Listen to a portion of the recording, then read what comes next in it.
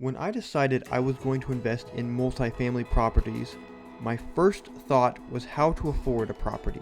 I had some money saved up, but nothing that would allow me to purchase anything near me, especially not something as big as a multifamily property. That is when I read about using a Heloc. A Heloc stands for Home Equity Line of Credit. The best way to think about it is it's like a credit card with the equity of your property being the collateral.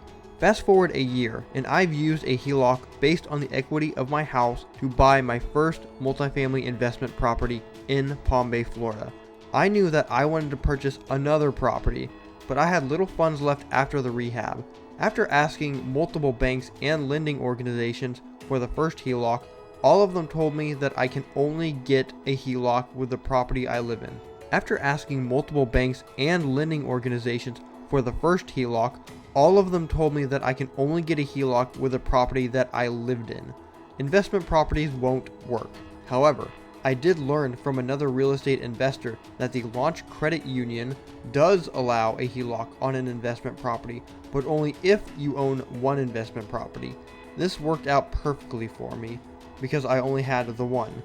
While this Heloc can't be a 30-year fixed rate, being able to borrow some amount of money for another down payment helps me be able to look for another deal right away and not have to wait around.